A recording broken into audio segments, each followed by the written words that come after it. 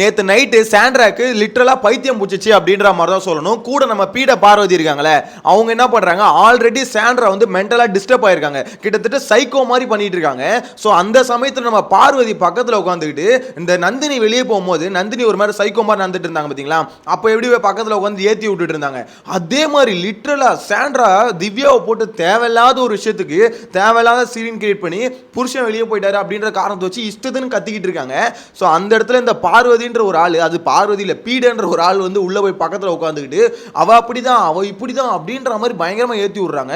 எனக்கு அதை பார்க்கும்போது யாருமா நீ பார்வதி அப்படின்ற மாதிரி ஒரு பக்கம் இருந்தாலும் இந்த சாண்ட்ராவை தயவு செஞ்சு அச்சு துரத்துங்கப்பா அப்படியே வெளியே அப்படின்ற மாதிரி தான் இருக்கு.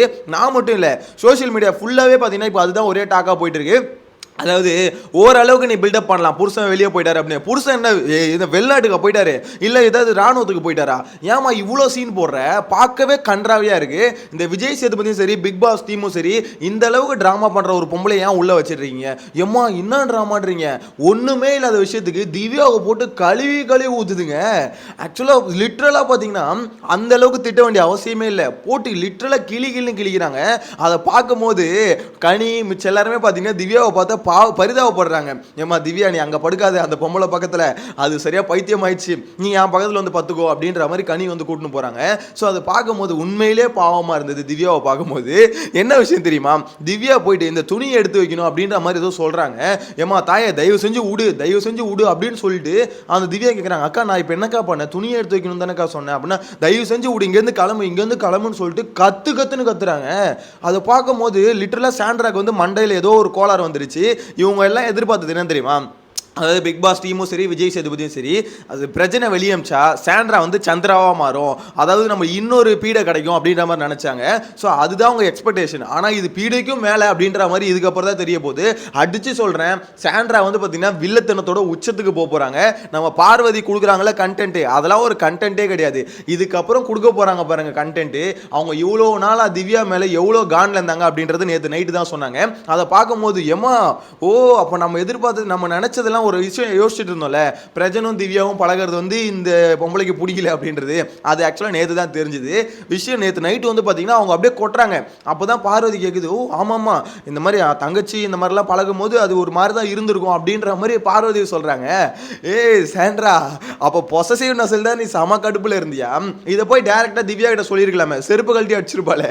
அதாவது அண்ணன் தங்கச்சி தான் நான் பழகிறேன், புருஷன் முன்னாடி நான் பழகிறேன் அப்படின்ற மாதிரி கேட்டிருப்பாங்களே. அதாவது தங்கச்சின்ற ஒரு திவ்யா பொறுத்தவரையும் இது பிரஜன் மேல அந்த ஒரு தாடில் அண்ணன்ற மாதிரி தான் இப்போ லாஸ்ட் கடைசி வரைக்கும் கூப்பிட்டு இருந்தாங்க. நேற்று பிரஜன் வெளியே போகும்போது கூடவே இருந்து சாண்ட்ராவை கன்சோல் பண்ணது எல்லாமே திவ்யா தான். அந்த திவ்யாவுக்கு வந்து நீங்க எப்படி முதுகுல குத்துனீங்க அப்படின்றத மொத்தமா எல்லாருமே பார்த்தாங்க.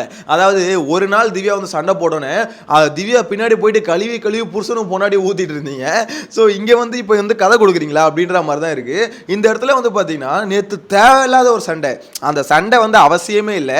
ஆனால் சாண்ட்ராவை பொறுத்த வரைக்கும் உள்ளுக்குள்ள உங்களுக்கு பர்சனலாக செம்ம காண்டு இருந்தது திவ்யா மேலே. அது ஆக்சுவலாக நான் இனிஷியலாக என்ன நினச்சேன், மென்டலாக டிஸ்டர்ப் ஆகி ஓகே கொஞ்சம் மென்டலாகி கத்துறாங்க போல அப்படின்ற மாதிரி தான் நானும் நினச்சேன். அந்த வீட்டுக்குள்ள இருக்க மிச்சம் எல்லாம் விக்ரம் கனி எல்லாமே அப்படி தான் நினச்சிருக்காங்க. ஆனால் ஒரு கட்டத்துக்கு மேலே தெரிய வந்தது ஆக்சுவலா இவங்க வந்து மென்டலா டிஸ்டர்ப் ஆகி கத்தல, இவங்க உள்ளுக்குள்ள இருக்க காண்டு. அதாவது பிரஜன் வெளியே போனதுக்கு காரணம் வந்து பாத்தீங்கன்னா திவ்யா தான்றாங்க. ஏமா பிரஜன் வெளியே போனதுக்கு காரணம் விஜய் சேதுபதிமா, நண்பர் சொல்றாருல, அவர் தான் முதல்ல குத்திட்டாரு.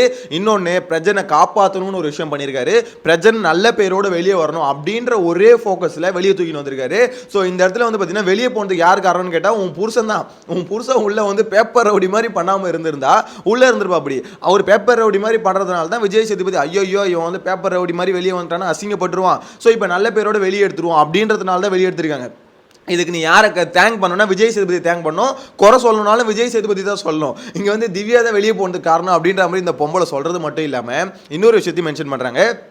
ஆக்சுவலாக விஜய் சேதுபதி கேட்டார்ல கடைசியாக யார் வந்து இருப்பாங்கன்னு நினைக்கிறீங்க அப்படின்ற மாதிரி நேற்று எபிசோடில், அது வந்து அப்போ வந்து இவங்க திவ்யா வந்து பார்த்தீங்கன்னா பிரஜனும் இது எஃப்ஜேவும் இருப்பாங்க அப்படின்ற மாதிரி சொல்லியிருக்காங்க போல். அவளுக்கு தெரியுது, அப்பயே நினச்சேன் அவளை பொறுத்த வரைக்கும் நான் போவேன்னு எதிர்பார்த்துருக்கா, ஆனால் நான் போகாமல் இப்போ பிரஜன் போயிட்டாரு, அது வந்து அவருக்கு ஏமாற்றம் அப்படின்ற மாதிரி அவங்க சாண்ட்ரா சொல்கிறாங்க. சாண்ட்ராவை பொறுத்த வரைக்கும் நீ வந்து பொசசிவ்னஸ் இருக்கலாம், அதாவது யாராக இருந்தாலும் தன்னோட புருஷனை வளைச்சு போட்டுருவாங்க அப்படின்ற ஒரு எண்ணத்தை வந்து கேவலமான எண்ணம். இவர் புருஷன் வந்து பார்த்தீங்கன்னா அப்படியே மைனர் குஞ்சு, அவர் வந்து பார்த்தீங்கன்னா அப்படியே வளைச்சி போகிறதுக்கு எல்லாம் ஆவலோட காத்துக்கிட்டு இருக்காங்க. ஏமா உனக்கும் உன் புருஷன் வந்து பெரிய ஆளாக இருக்கலாம், மன்மதனாக இருக்கலாம். நேற்று உண்மையிலே நானே சொன்னேன், உங்கள் 2 பேருக்குள்ள அந்த லவ் வந்து பார்த்தீங்கன்னா பாண்டிங் செமையாக இருந்தது, நீ என்ன தான் ட்ராமா பண்ணாலும் சரி, ஆஸ்கர் லெவல் ஆக்டிங்கை போட்டாலும் சரி ஒரு செமையாக இருந்தது அப்படின்ற மாதிரி சொல்லியிருந்தேன். ஆனால் நீ உன் புருஷனை வந்து பார்த்தீங்கன்னா எல்லாரும் வளைச்சி போகிறதுக்கு தான் வராங்கன்ற ஒரு மாதிரி பில்டப் கொடுக்குற பற்றியா? ஐயோ சாண்ட்ரா, எம்மா சாண்ட்ரா வந்து சந்திராவா நேற்று நைட்டே மாறிடுச்சுங்க. அதாவது நான் கூட நினச்சேன் ஒரு வாரம் டைம் எடுக்கும் சந்திராவா மாறுறதுக்கு அப்படின்ற மாதிரி, நேற்று நைட்டே மாறிடுச்சு. கூட வந்து நம்ம எப்போ பீடியும் வந்து ஜாயிண்ட் ஆச்சோ முடிஞ்சுது, சோழி முடிஞ்சுது, அவ்வளோதான். இதுக்கப்புறம் பாருங்க 2 சேர்ந்து பண்ணுற அட்ராசிட்டி பாருங்க. திவ்யா ஓடி போயிடுச்சு, ஐயோ ஆத்தாடி இவ பக்கத்தில் இருக்க முடியாது போல அப்படின்ற மாதிரி. உண்மையிலே ரொம்ப ரொம்ப ஒஸ்ட்டாக பண்ணாங்க சாண்ட்ரா. அதை பார்க்கும்போது என்னம்மா நீ ஏமா இவ்வளோ கேவலமாக பண்ணுற அப்படின்ற மாதிரி தான் இருந்தது. கண்டிப்பாக நெக்ஸ்ட் வீக் எவிக்ஷனில் வந்தாங்கன்னா சாண்ட்ரா கிளம்பிடுவாங்க. ஆனால் சாண்ட்ராவை எடுப்பானுங்கன்னு பார்த்தீங்கன்னா சேனல்லேருந்து எடுக்க மாட்டானுங்க. ஏன்னா சேனலை பொறுத்த வரைக்கும் பக்காவாக ஃபோக்கஸ் பண்ணி அவனுங்க எழுதின ஸ்கிரிப்டில் எல்லாம் நடிச்சுக்கிட்டு இருக்க மாதிரி தான் இப்போதைக்கு போயிட்டுருக்கு. பிரச்சனை எடுக்கணும், சாண்ட்ரா உள்ளே வைக்கணும், சாண்ட்ரா வந்து பார்த்தீங்கன்னா பார்வதி மாதிரி மாறணும்னு நினச்சானுங்க. பார்வதியை விட டபுள் மடங்கு ட்ரிபிள் மடங்கு மாறப்போகுது அப்படின்றது மட்டும் எனக்கு கிளியராக தெரிஞ்சு போச்சு. ஏன்னா அந்த அளவுக்கு வில்லத்தனத்தோட உச்சத்தில் ஒன்று பண்ண போது திவ்யா செத்துது அப்படின்ற மாதிரி தான் சொல்லணும். எனக்கு தெரிஞ்சு திவ்யா இப்பயே தப்பிக்கணும்னா இது பக்கத்துல இருந்து ஓடி போயிடணும், பக்கத்திலே வரக்கூடாது. என்னன்னா என்ன, அதாவது உனக்கு எனக்கு எந்த சம்மந்தமும் இல்லை, அவ்வளோதான் முடிஞ்சு போச்சு அப்படின்ற மாதிரி இருந்தால் மட்டும்தான் தப்பிச்சுது. இல்லை திருப்பி அக்கான்னு வந்ததுன்னா வேலைக்கே ஆகாது. ஏன்னா ஃபுல் அண்ட் ஃபுல் வெஞ்சன்ஸில் சுற்றி நிற்குது சாண்ட்ரா. என்ன வெஞ்சன்ஸ்ன்றீங்க, வெளியே போனதுக்கு எல்லாருமே ஒரு காரணம் சொன்னாங்க. ஆனால் திவ்யாவை மட்டும் ஏன் குறை சொல்கிறது, அதாவது காரணம் மீன்ஸ் யார் உள்ளே இருப்பாங்க அப்படின்ற மாதிரி விஜய் சேதுபதிக்கு சொன்னதுக்கு எல்லாருமே ஒரு ஆளை சொன்னாங்க. சில பேர் எஃப்ஜே பிரஜனை சொன்னாங்க, சில பேர் பிரஜன் சாண்ட்ராவை சொன்னாங்க. ஸோ அவங்களோட கெஸ்ஸிங் தான் அது. கரெக்டாக இவங்க இருப்பாங்க இவங்க போவாங்க அப்படின்றது. இப்போ திவ்யா வந்து பார்த்தீங்கன்னா பிரஜனையும் எஃப்ஜேவும் சொன்னது அவளுக்கு நான் போகணுன்னு இருந்திருக்கு, ஆனால் நான் போகணுன்னு இருந்திருக்கு, நான் போகல, அவளுக்கு அது ஏமாற்றம் அப்படின்ற மாதிரி சொல்கிறாங்க. அடியாத்தி, அதாவது சாண்ட்ரா பொறுத்தவரைக்கும் என்னன்னா நான் போயிருந்தேனே என் புருஷன் கூட ஜாலியாக இருந்துருப்பா, நான் போகல அதனால் அவளுக்கு வந்து ஒரு ஏமாற்றம் அப்படின்ற மாதிரி அவங்க சொல்கிறாங்க. எனக்கு அதெல்லாம் பார்க்கும்போது ஆனால் இதுக்கெல்லாம் ஒரு அளவே இல்லைல்ல, ஏமா இப்படி. அதான் நான் கிளியராக தெரிஞ்சு போச்சு சாண்ட்ராக்கு ஏதோ மண்டையில் ஏதோ பிரச்சனை வந்துருச்சு. எனக்கு தெரிஞ்சு விஜய் சேதுபதி அவர் ஃப்ரெண்டோட ஒய்ஃப் மேலே கொஞ்சம் அக்கறை இருந்தால் வீட்டுக்கு அமுச்சு விட்ருங்க. ஏன்னா கொஞ்சம் கொஞ்சமாக முத்திக்கிட்டே இருக்குது, எப்போ முழுசாக முத்துன்னு தெரில.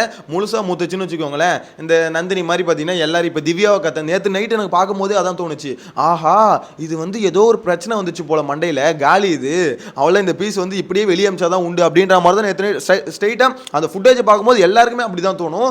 இந்த சாண்ட்ராக்கு வந்து ஏதோ மண்டைக்குள்ள ஏதோ பிரச்சனை வந்துருச்சு அப்படின்ற மாதிரி தான் தோணும். ஏன்னா அந்த அளவுக்கு எக்ஸ்ட்ரீம் கத்துறாங்க, எல்லாரும் போயிட்டு என்னாச்சுன்னு கேட்குறாங்க, வீடே அலற மாதிரி கத்துறாங்க. எனக்கு அப்படியே நந்தினி பேஸ் தான் வந்துட்டு போச்சு, அப்படியே ஆஹா இது எங்கேயோ பார்த்துருக்குமே நம்ம அப்படின்ற ஒரு ஃபீல் தான் இருந்தது. உண்மையிலே ரொம்ப ஒஸ்ட்டாக சாண்ட்ரா வந்து பார்த்தீங்கன்னா ஒரு லிமிட்டை தாண்டி வெஞ்சன்ஸ் வந்து கொட்டுறாங்க. அதாவது அழுவலாங்க, நைட்டு ஃபுல்லாக அழுதுட்டு இருக்கிறது, ஓவர் சீனாக போடக்கூடாதுல்ல. சத்தியமாக சொல்ல சரியான சீனை போட்டுனுங்குது இந்த சாண்ட்ரா. ஐயோயோ புருஷன் எனக்கு எது நல்லா சொல்லக்கூடாதுன்னு பார்க்குறேன். இது இந்த எப்படி சொல்லுது, இந்த இல்லாமல் போயிட்டா ஒரு மாதிரி அழுவாங்க பார்த்தீங்களா, அந்த மாதிரி அழுதுகிட்டு இருக்காங்க. எனக்கு அதை பார்க்கும்போது அப்படி தான் இருக்குது. இதுக்கு முன்னாடி காரில் போகும்போதும் அப்படி தான் இருந்தது. கார் தானே வெளியே போகுது, ஏதோ மொத்தமாக சொல்லக்கூடாதுன்னு பார்க்குறேன், இல்லாமல் போனால் ஒரு மாதிரி எடுத்துகிட்டு போகும்போது அழுவாங்க பார்த்தீங்களா, அந்த மாதிரி அழுவுறது. இந்த ட்ராமாலாம் வேணே வேணாம், எதுக்கு இவ்வளோ கேவலமாக ட்ராமா போட்டுட்டு இருக்கமா நீனு? எப்பா விஜய் சேதுபதி தயவு செஞ்சு ஒரு அவார்டு இந்த வீட்டில் வந்து சிறந்த நடிகர், அதாவது ஆஸ்கர் லெவல் நடிகர் யாருன்னு கேட்டால் கண்டிப்பாக சாண்ட்ராவை தான் கொடுக்கணும். தயவு செஞ்சு அந்த அவார்டு ஒரு டாஸ்க் ஒன்று வைப்பீங்களா, அந்த டாஸ்க் வைங்க, எல்லாரும் சேர்ந்து சாண்ட்ரா கொடுக்குறாங்களான்னு பார்க்கலாம். நம்ம கெஸ் பண்ணுற மாதிரி தான் வீட்டுக்குள்ளே இருக்கவங்களும் கெஸ் பண்ணுறாங்களா தெரியணும்ல, அப்படி மட்டும் அவார்டை கொடுத்துட்டானுங்க. வெளியே இருக்க மக்கள் எல்லாம் அவ்வளோ சந்தோஷப்படுவாங்க.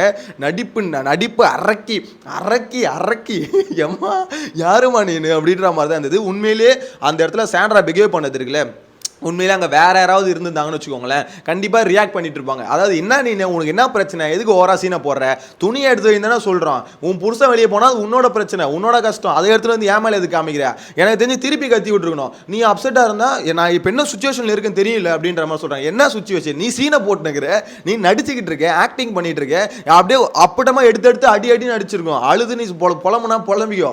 என்ன நீ ஓவரா பில்டப் கொடுத்துட்டு இருக்க, ஏதோ புருஷன் போயிட்டாரு ஓரளவுக்கு ஃபீல் பண்ணுவான்னு பார்த்தா நீ உட்காந்து 4-5 நாள் ஃபீல் பண்ணுவோம் போல இருக்கு அப்படின்ற மாதிரி தான் அங்கே போயிட்டு இருக்கு. ஸோ என்ன பொறுத்தவரைக்கும் சம கடுப்பாக இருந்தது பார்க்கறதுக்கு. உங்களோட கருத்தை மறக்காம கமெண்ட்ல மென்ஷன் பண்ணுங்க. நெக்ஸ்ட் வீடியோல மீட் பண்ணலாம். Bye by.